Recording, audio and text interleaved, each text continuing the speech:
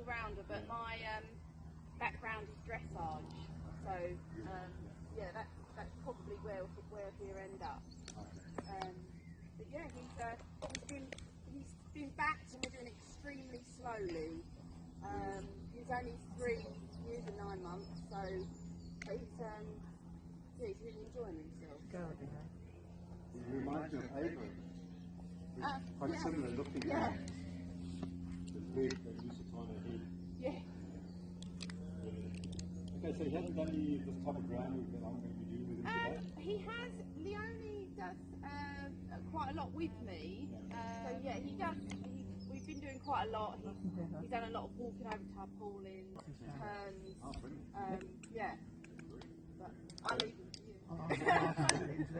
Put my arms away. So I use a 14-foot training rope. Most of the ropes you buy out there are 12 foot. I like a slightly longer rope for training. It gives me a little bit more of a tail when I'm asking the horse to move around me. So just in case it doesn't make sense, I'll show you what I mean. This halter is really quite big for him. I don't think it's echoing now. Okay, so this halter here is a little big, so you can adjust the halter. So what we want here is sort of a 2-finger gap under there and here. So when you're working, the halter doesn't slide into the eye. So I like the halter that's a little bit more fitted. So there's some stuff you can do. What he hasn't done is probably be on his own in this environment. So that's going to be the test. So we'll bring the ball out and bits of bobs. Leone, have you been getting to drop and relax and release? So you see, as soon as I tried to touch the rope there, he went for my hand. Things here. A lot of people misinterpret mouthiness. Sometimes I think in their natural environment, you're interested in their natural environment, they have each other to groom and they have their natural environment to groom and to interact with their mouth. From the nose down, that's an interaction part of the mouth. See, I'm not going to reprimand him for that because he's been playful more than, he's not trying to bite me. There's a difference between aggression and just interaction. So that part of the mouth is for connection and interaction. They use that obviously on each other, to groom each other, to smell, to taste, touch, to feel. So often in our environment they lack interaction with other horses, so they might be quite mouthy. So if they're very mouthy, I'll take that opportunity just to work around the mouth and just massaging the lips down. So if he was interacting with me and wanted to play with me, I'd do that until he left me alone, and then I'll come back here. He came over and said, I want to just interact with you, I'll give that to him, and then I'll let him go. As soon as he says, I've had enough of that, I'll let him go.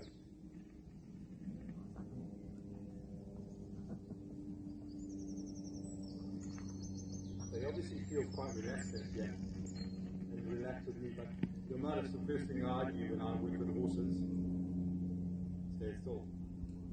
So that's the first thing I want him to get, is that I'm calm, I'm relaxed. So I'm feeling you go pear-shaped. It's the same as when you're sitting on your horse. If the horse starts to get all wound up, and we talked about this earlier, is not to get tense, pick up the rein, put pressure on the horse, more pressure on the horse, is to relax, release, and let the horse find some relaxation. That's right, yeah. He's very sensitive on the nose. You see that? Some horses are more sensitive on the pole, others are more sensitive on the nose. So he's got quite a sensitive nose. So I'm going to take my finger back to the pole here and just see if he'll drop there. You see there's a difference? So when he's dropping on the nose, he's doing this. As soon as I go to the pole, he does this. So to start with, I'm looking more for that than the nose drop. So he's got into, so his concentration span and ability to relax doesn't last very long, which is perfectly normal for a young horse or an untrained horse. So he'll be looking around him. He'll be looking around, trying to take care of himself instead of going, oh, this dude's here, he's going to take care of himself. So if he shows an interest in me, I like that. He doesn't eat me. So that's just playful. That's sometimes it can be they're not very patient, so they can also come out with the mouth and start to play with the mouse. I want to block him, if I start to say, listen, okay, now I don't want you to come in my space, I'm just going to put up my hand and just put a barrier between us and move my hand up and down like that. If he did come in my space, this would be there, and that would stop him from coming in my space. You see, when I pick up the rope, he kind of tries to go for my hand a little. Maybe I just need to be a little softer.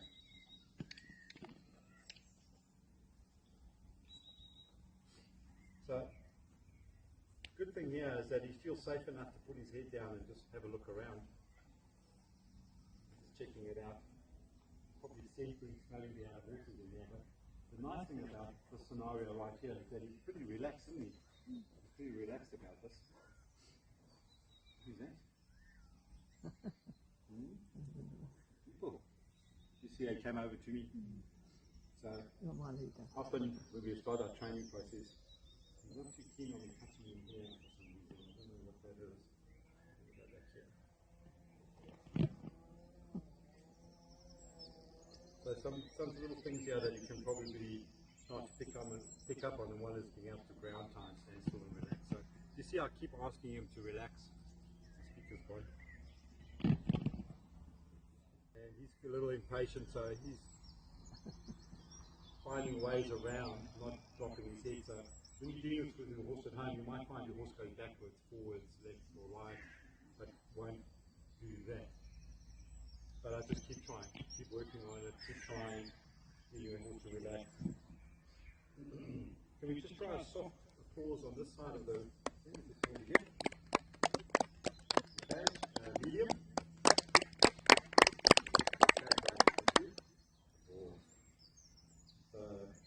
Done a good job so far. Yeah. He's just a young horse, and for him to cope with this stuff is pretty good. Has he had a ball on him or anything like that? You've done that sort of stuff? Yeah. So I just wanted to see if you'll follow my feet and look at me. So you can see there, he didn't really look at me, walk past me. So I'm trying to get you the picture. So in a while, if a mare's standing over here, the young one comes over to take the spot that she might be grazing on, for example.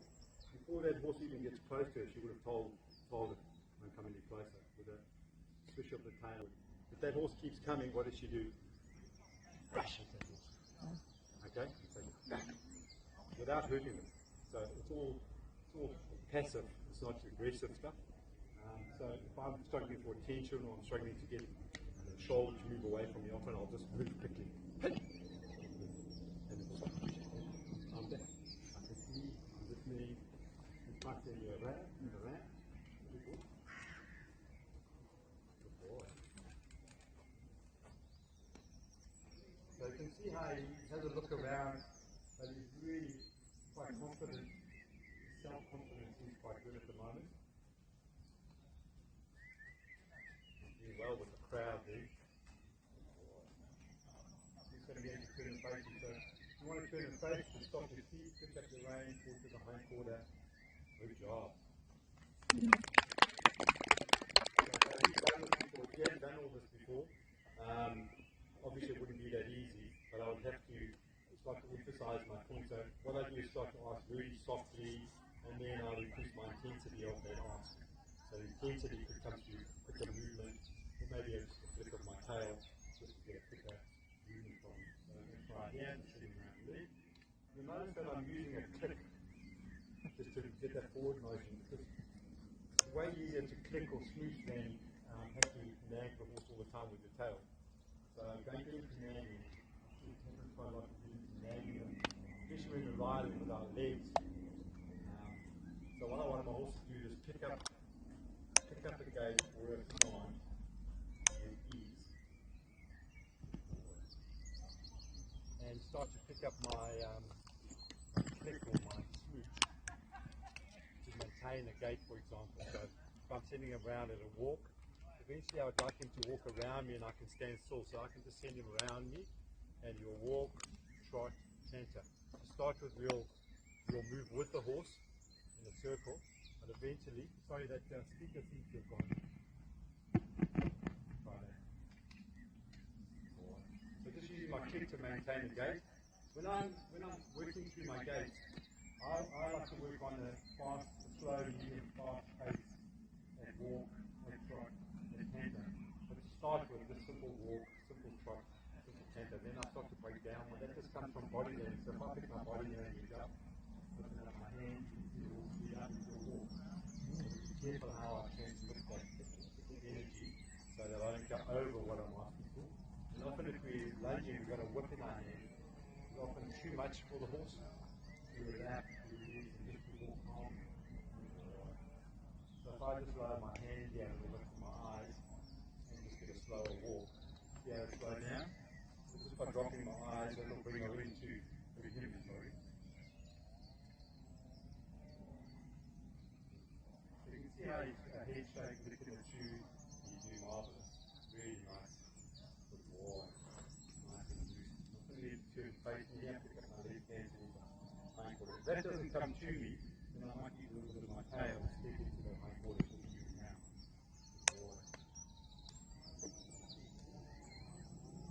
Now let's see if we can relax here. So I'm putting the ground side and step back a little. Not just to stand there. So I can check on my horse's ability to stand. Not when he wants to come in. So often when they're young, when they're foals, if they get a fight, they'll come right on top of you, push, get in close to you, like, mummy, help me, type of thing. So I want him to learn how to control that emotion, be able to stand there and relax. So while I'm standing here, I'm going to come in here to see if I need to stop.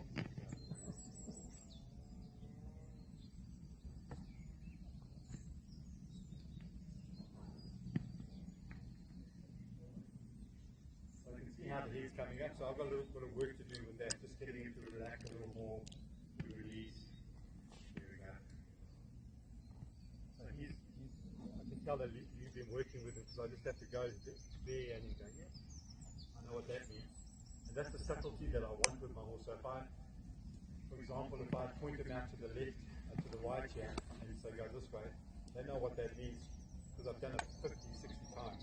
They know what that means. I don't have to get into chasing them around. Just feel going, oh yep, I know what that means. If I'm starting to back up, I want to back up with my finger, or a verbal, so you can start to use verbal cues if you want, but just consistency, so that will be backup. But if I don't get a backup there, I'll start to wiggle the rope, bit of energy into the rope, and I'll go backwards. You've done backwards with him? Yeah. And just like that? No. Okay. Okay, so just about eye height and just a wiggle. I'm going to give him a kick too. Perfect. Now give him a clap. Yeah, let's do that from now on. Every time you think he does something good, give me a clap. Give her a clap. Give him a clap. Sorry, I always do that. Good. So the one thing that's not happening here is that once he's out here, he's not dropping and relaxing yet, and that'll come with time. So once you've ground tied, you can step back. You can also start to just lower your body position, just to show the horse of relaxation. You don't have to go down, but it helps with them to get them to relax. I think, Wayne, that the fact that he's not keeping his head down is a bit of a sign. Danielle's, he will put his head down and keep it down. Yep. So he's obviously just not. Yep. So at home he's probably, keep his head in his home when you work with him. Full of confidence at home, then no lion to learn. Yeah. So he's got a lot going on. So this is the key. I can often train at home, but as soon as we step out of our environment, things fall apart. And that's where you've got to just go back to the beginning. Sorry, this just keeps cutting in and out. Is it working? Okay.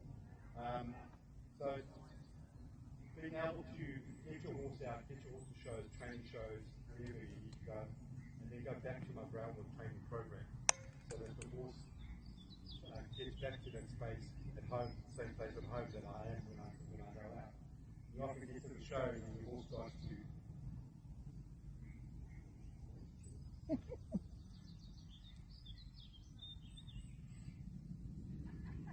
you get to the show and your horse will immediately step out the box and start to stress. So first thing I would do is get them to stand still, relax and release. If they can't relax and release, I'll make sure that I am. And if she decides to move, if he decides to move his feet, I'll just take direction of that energy. So he says, I want to move, I'll say, okay, let's go this way, let's go that way, let's go backwards, let's go forward, and then let's come back and stand and relax. And the horse will tell me, yes, I can stand and relax now, or no, it's not going to happen. So we'll like to see that.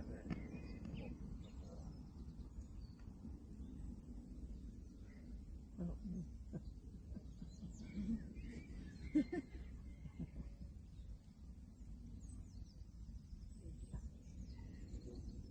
he's saying I want to interact, so I'm going to say yep. That's why I wear gloves too, so often when they're interacting they'll try and rub their teeth on you.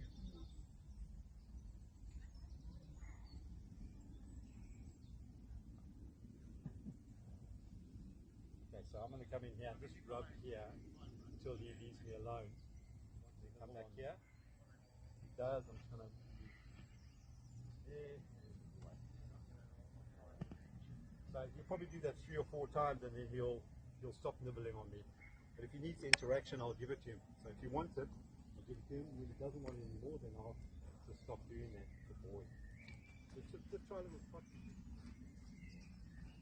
So at the walk and the trot and the canter, I'm looking for that fold to come down. So initially I do a lot of work at walk, so I can get that head to drop down and relax. Also it helps build muscle, because I want to build that top line muscle. So in conjunction with my flexing regime that I use, I'm going to build top line muscle, and it'll help the horse develop. If you're looking for that nice low head carriage, it'll help it develop that muscle in the right areas along its neck and behind its wither. And it helps with the horse to work through the center of the horse rather than from the shoulder forward. You get that horse underneath you. So lots of walking to start with, nice loose rein, and eventually I can stand still. Have you done this yet, Leonie, just standing still, walk, trot, canter? No, well, in walk, maybe a bit in trot, not in canter. He does canter on the right. He will canter around. Good. So the next level is for me to do as little as possible, and my horse to walk, trot, canter around me, and I can just stand here. What I'm looking for is a horse to take responsibility for that gait.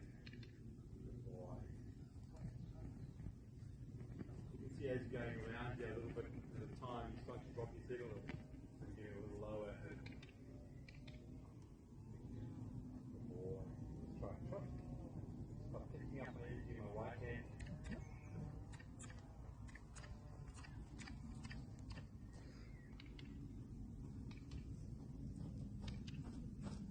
Good. Just because he's still in work, it's going to take a little time to get that head to drop at a trot.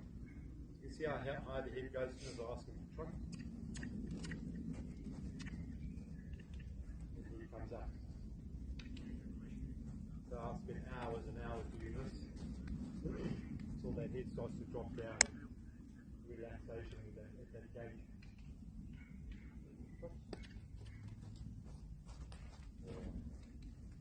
So that's my time would be spent with him now, just getting him to drop and relax. And by not moving my feet, that doesn't put too much pressure on him. If I start to move my feet a little, I mean, just demonstrate to see.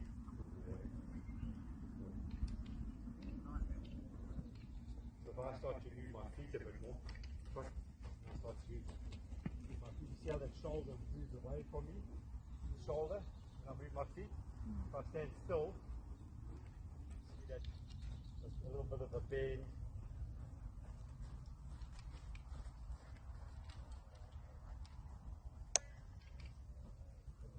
He loves you to run round with him. Is that? Mister? He really loves you to run with him. Does he? So you might do some good liberty? No, I haven't done any liberty. Okay. No.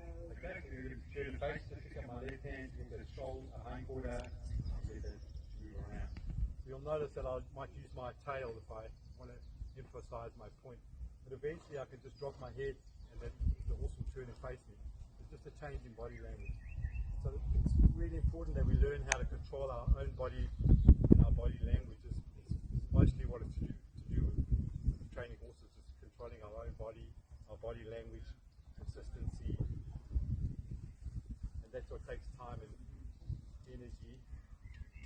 Okay. So he's trying to figure out, okay, is he asking you to come in? Or yeah, he's on this side. Come on.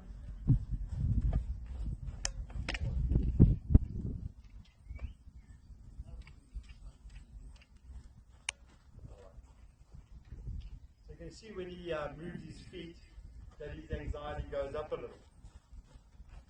The head goes up, he gets a little anxious. Most people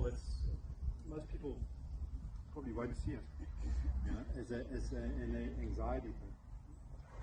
Sort of come back on his pole here, just into dropping there. It looks like he finds the right lane much harder as well. Yeah, he's not as flexible on the right as the left here. And so these exercises, there's varying degrees of sending him around in a circle around me in terms of how close he is to me. We were working on that the other day, Nick, how close I can get my horse to me in a circle and getting a nice bend. So the nose is bending, the shoulder's following the nose. We're not going around, it's falling in on our shoulder.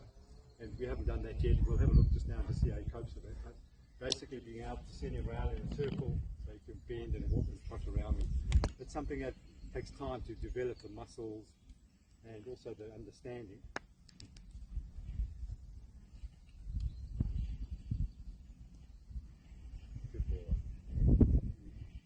So just he's working on his patience and his ability to hold himself for longer, and that's going to, you know, it's just an ongoing story. There. You want to give him a clip? Nice clip. He's going to do well. It shows that for his first time. So a little drink of water. So, any questions? Are there any societies that just use sound to communicate with their horse? Sound. Okay, so verbal. Yeah. So horses obviously are non-verbal communicators mainly. So 95% is non-verbal. So through body language, but then there is a verbal. I read an interesting article the other day, and they taught a group of horses. It was 28 different words. They've done some amazing things. Some cognitive stuff. The research they did with horses is amazing. Picking out colours. The colour for an apple, red for apple, they'll touch red. Or amazing some of the stuff they can do. So they're way more intelligent than I think we think. Yeah. Even I think they're amazing, but I'm sure they're way more than that if we can tap into that. Yeah. Yeah. But there's no kind of native people, be they North Americans or Asians, that have got a kind of code of verbal commands or sounds. Yeah, yep, absolutely. We use them when we're lunging. Now we go. Rup, rup. I see people do that a lot. Okay. Pick up the energy. So yeah, like I say, I've taught a horse up to 6 words. So walk, trot, canter is my first one. So I just say walk, horse will walk. I say trot, horse will trot. Through repetition, they can pick up verbal cues. But it's 95% non-verbal. Sure. So understanding the non-verbal communication and thinking like a horse. Often we think like a human. We put human emotions into what's going on that day. Oh, my horse has been, it's been stupid. And this, there's always a reason. If a horse is not settled and not happy, there's always a reason. It could have been a snake came through the stable at night, and you get there in the morning and he's all like this. Something could have happened. So being able to read those signs, but they'll always give you feedback. Whatever you do, there's always feedback, but you have to be aware and open to it. Good. Any other questions? There must be some questions. Who's got a perfect horse? How much not for it? So it's going to do. So first, eventually I have a stand here. If I put some cones down here, I can start to get more accurate. I can just start to get my figure 8 going in my communication. You know, see my hands. Everything I do is consistent. Consistently the same thing over and over again. And when we're learning, as humans, when we're learning, we make mistakes. It's hard to coordinate the ropes for some people to start with. Some people find it easy. But often when you start to do this stuff, you go, oh my God, this is hard work actually. The rope everywhere, and you're trying to learn how to do this, that, and the next thing. So I want to be able to transition. If my horse come to me, stop. Okay.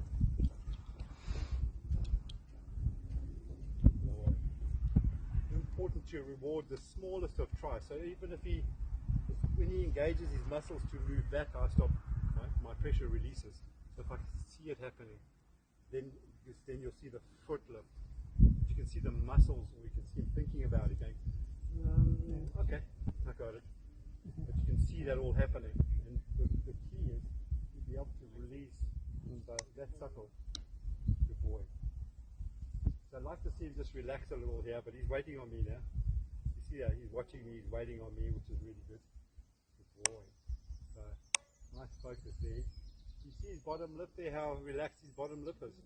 So I don't often see that, especially with a horse that hasn't done much and been many places. You don't often see that. There's tension, and I'll hold it up tight. Yeah, mouth up tight. So it's nice to see. Really nice to see. Good job, guys. Let's go spin it around again. Got any questions on this? Wait, I can't get my horse to move backwards. Backwards? Can't make him move backwards. Okay. The second you ask him, He jams up? yeah. Okay, so going backwards for horses, one of the hardest things for a horse to do because it shows that you're more dominant than it. Yes. So if he's quite a dominant character, you'll just dig his heels in and say, I'm not going backwards. That's why I've got one of these in my pocket here, a little flag. Not to scare them, but just to give me more presence. And that's the same as my rope, that's my tail. This is my body and my tail, and I can use that to do that. So what I'll do is, I'll start with my finger again. Every time I start with the process, my finger first, you can stay back and click. I like to click because it gives intense in motion. And just there, and then a little bit of that. And maybe a step in. Boy. So you can just build up that intensity. Sometimes I have horses that I'm doing this with it, and they still won't go backwards. I can push up against him and he leans into me. Okay. And often that's because we've gone a little too far with pressure and release. So I see people coming up and they push their horse on the chest to get it to go backwards. I want to just point my finger at the chest and go backwards, not have to jab it. Yeah. So sometimes it comes from that, from being too pushy with them, and then they get pushy back, and it's just pushy push. And yeah, it's hard to get it back. But just using something to help you, just a little presence can help. It's really important to use it correctly, and that's why I use a collapsible flag, because I can put it away because I don't use it a lot. I mainly use it for focus. We did that the other day with Daisy, didn't we? Yeah. We had half an hour or so, and we put the flag and bang, she was there. She was a lot more focused on us. So really good. This time I'm going to hold him a little closer to see how he feels about being a little closer. And just set myself up here. And what I like him to do is just bend a little. See how he's bending out? He's bending a little in. I can also use my flag in this instance. See how he feels about that. So just to demonstrate the difference. Go big boy. I know. So I haven't done any work with the flag, but just to demonstrate, if I put that there, you see how I bend? So he's looking at that. See how I bend? That's what I'm looking for, a nice bend when I do my circles. So it can help to bring that focus into the right place. I'm just going to clear that off. Good boy. You see how he dropped his head down here? Focus. Works a treat, I tell you. Even getting him to follow it. So just following my flag, stop, then check it out. Boy. So eventually I can take that flag and rub it all over him. He's okay with that. But I can use it just for focus and attention. Good boy. So you notice how I didn't take the flag to him and say, here's the flag. Look at that. I walked backwards, put it on the ground, and I gave him the opportunity to, yes, I'm going to deal with it, or I'm going to ignore it, or I'm going to run away. So he's got several choices he can do in this situation. Okay. That's what I'm looking for there. Come on, baby. Good boy. He's a sensitive boy too. You got to be careful that you don't overdo it. Try a little trick.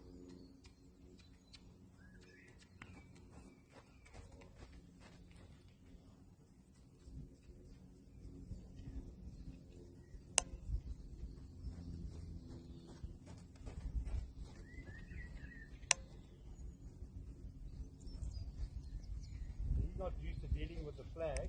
It's making noise here. Hear that noise. So that's getting him. It does, doesn't it? Yeah. Let's just see how he feels about that.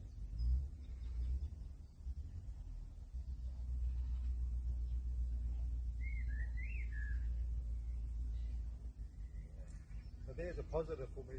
He didn't quite touch it, but if he touched it, I'm 60% of the way on to him being okay with it. And that's what I do with everything. Just a little bit of touch, and we're on our way.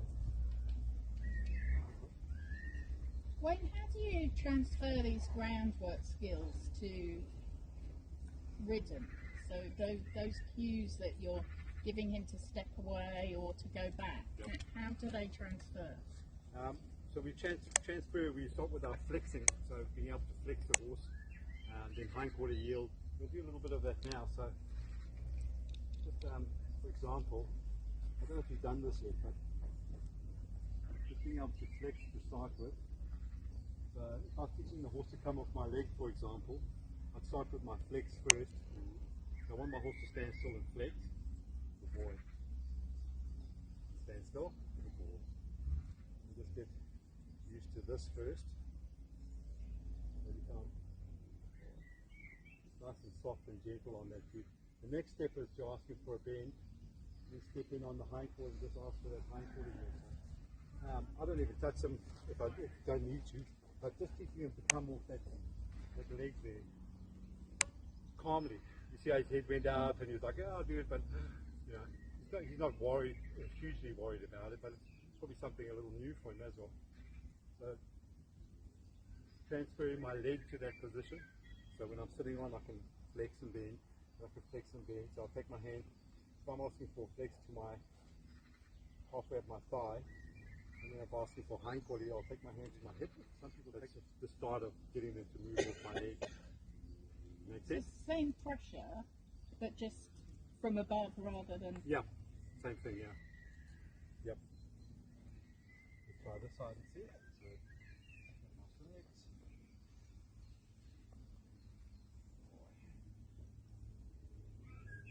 And then, so as soon as he stopped there, I let go because I want to teach him. So you see I'm facing that direction. More or less if I was riding nice and wide, come around, and this hand will go halfway up my thigh, hold that there, just say, boy, release. So that's my first port of call. I want him to bend without moving. And also it promotes this head dropping. What are you doing with the outside rein then? So assuming that you're bitless, Yep. what is the outside rein doing At the moment, nothing. Nothing at all. Because I want to simplify it for my horse with one rein to start with. So you'll see he'll move there. I'll try not to move and then release. So although I'm moving, he's instigating that move, not me. So I'll try not to move. So I'll drag my feet. I'll say whoa, stand still, until I get that nice soft bend without him moving. So keeping my feet still, and there we go. Good boy. And you should see that head drop. See, we're talking about that relaxation. And like I keep saying, when you when you're out there, it's a whole different story, a whole different ball game. But the amount of effort and training I put in here will make a difference out there. Oh boy. Good. So you see he's finally starting to soften, relax. And I do quite a little bit of work in this area here too, so preparation for my mounting. And then I can start to flex on the other side. So I can now take my rope over. So when I ride my young horse, I ride in one rein. So when I sit on him, I ride one rein, If I want to change direction, take my rope, throw it over the head and go left and right, or straight, the straight rein. So it just simplifies things for the horse to start with. Then I can join up. And I'll do my join up here too, so I can join up my rein here.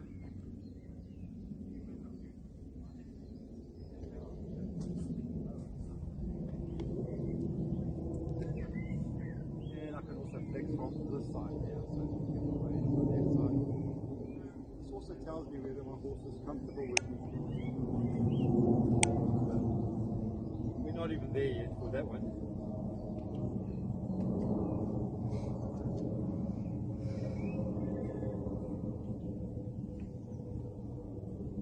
So eventually I can flex on the opposite side.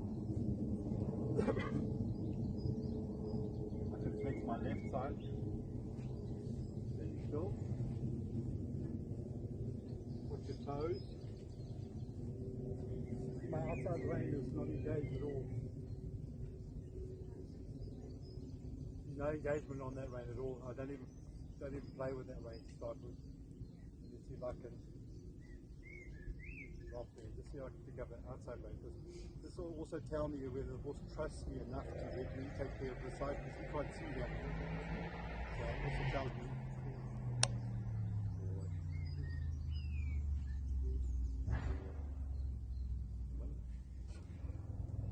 So there's a nice little result. Obviously the head's up, something going on. So if I was going to get him to drop and relax here now, I'll pick that up, maybe pick up my outside rein a little bit of pressure on that, on the nose, and as soon as he drops,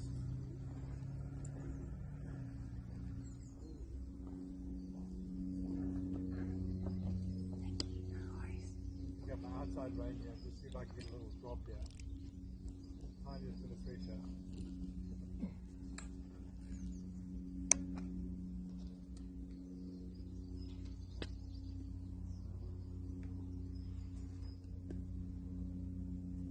See if you'll drop his head down. Slide.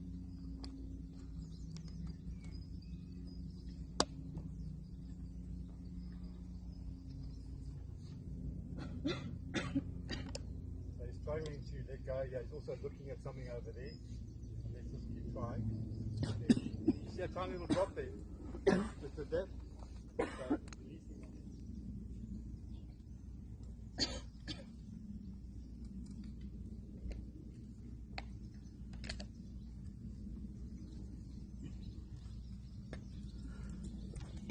Try that one more time. Any questions? No? Try that one more time. So just get a bend here. Pick up my outside rein. Just see if I can get a little bit of release here. There, you see a tiny little drop there. Making sure I release when I get that. Bend here. Pick up my outside rein. Just see if I can get a bit of a nose drop here. You'll figure it out there. Little drop there. So, try the side again, so pick up my bend here. Your horse is tall, it's quite difficult, so you want to get it working on that side really well first. So pick up the outside rein a little, just see if we get the bend drop a little. The head's pretty high now, isn't it? Yeah.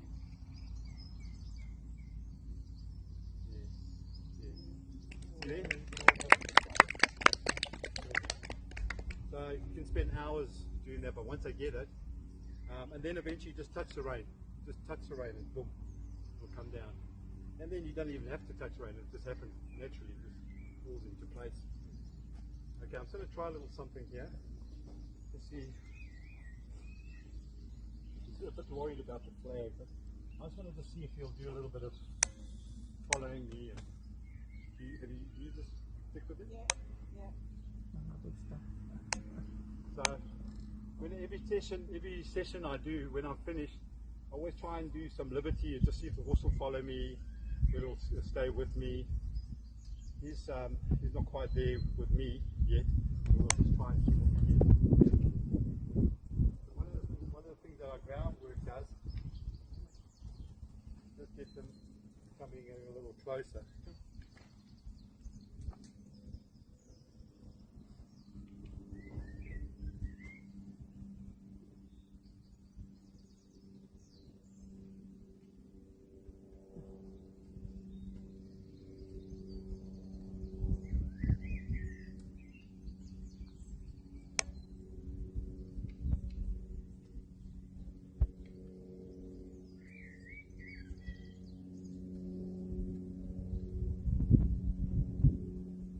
So we can see that he's not giving me much. I'm going to move the hind quarter to come round and then push him on here.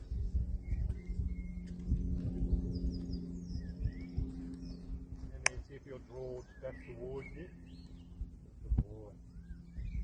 So we've got to develop his connection a bit more, just get that, a better connection out of it. But it's definitely starting.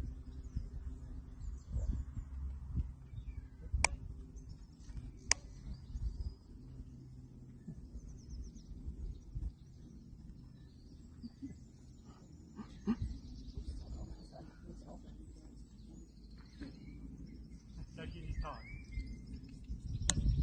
So if you're struggling with this and you want to get the horse to connect with you, just get onto the hind quarter.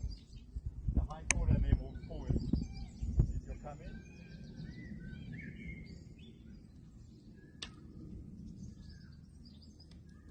So what we can do with him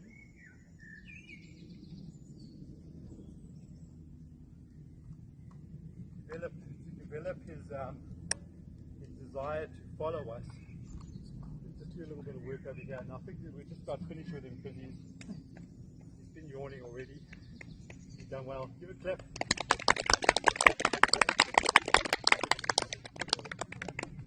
Okay, so a little something I can do here to help him. And he's had some work already. He's had quite a bit of groundwork already, so I feel confident doing this. But just to get him to draw a little quicker towards me, so I'm just stepping in front of him and ask him to come forward, look at me,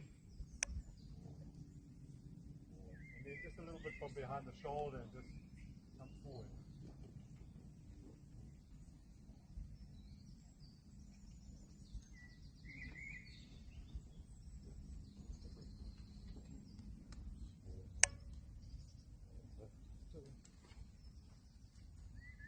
It's okay.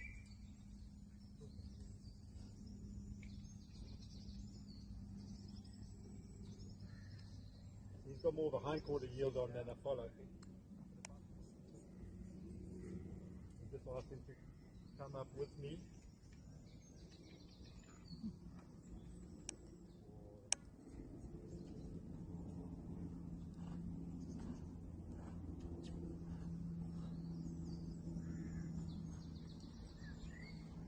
Took a little bit of time, but that's okay.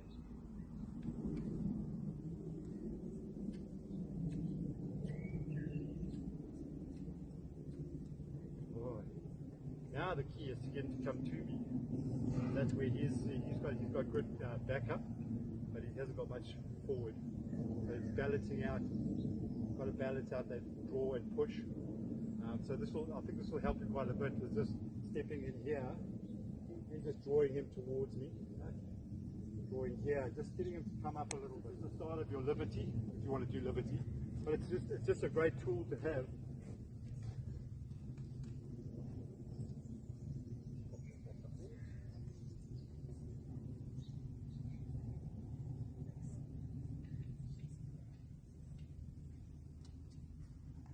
Send him around and see what we get. Before he heads out of town, he has to turn and face me because he could decide, I'm going to the gate. But just to keep that connection.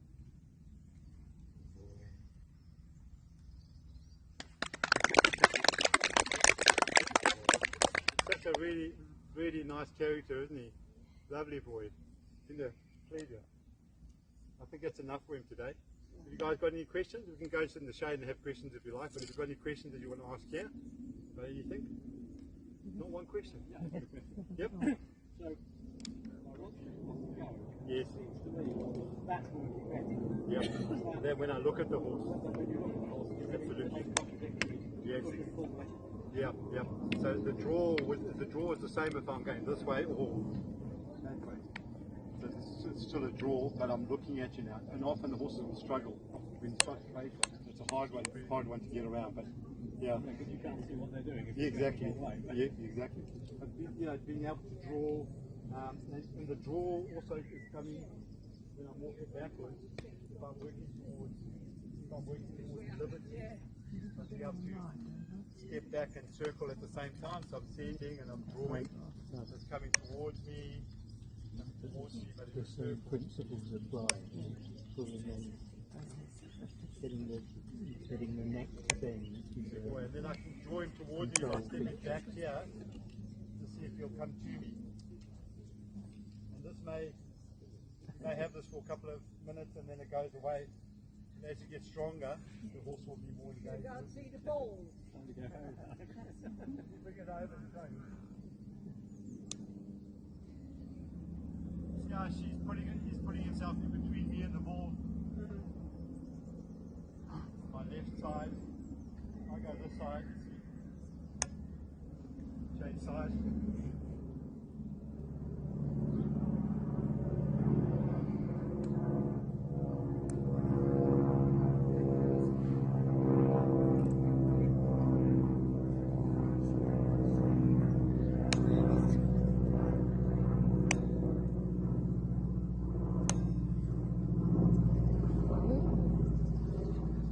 I had them where they lie on top of it. They actually jump on top and lie on it.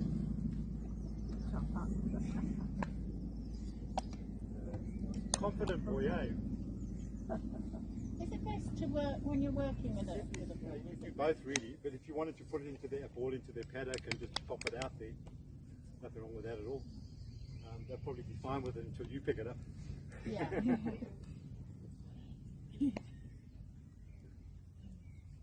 Boy, let's have a look and see how he feels about it.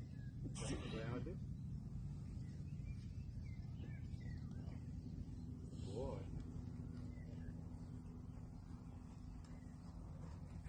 One of the things I want to start to be able to do also is be able to send them to things. So he can do it on his own.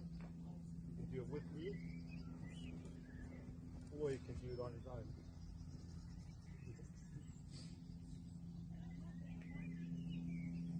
Oh. We'll see if he'll push it for us. Okay.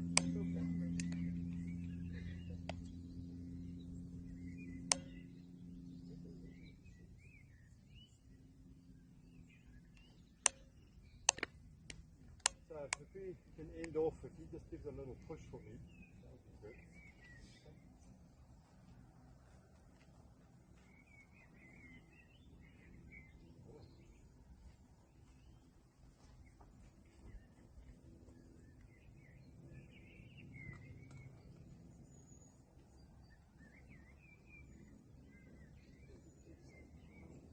Yeah.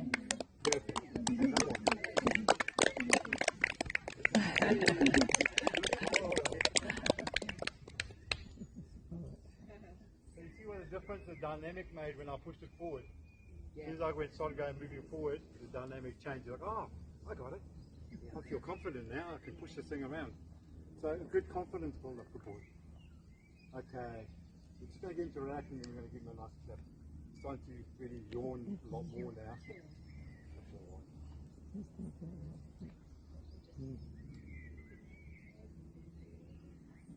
Okay, let's give him a big clap and see.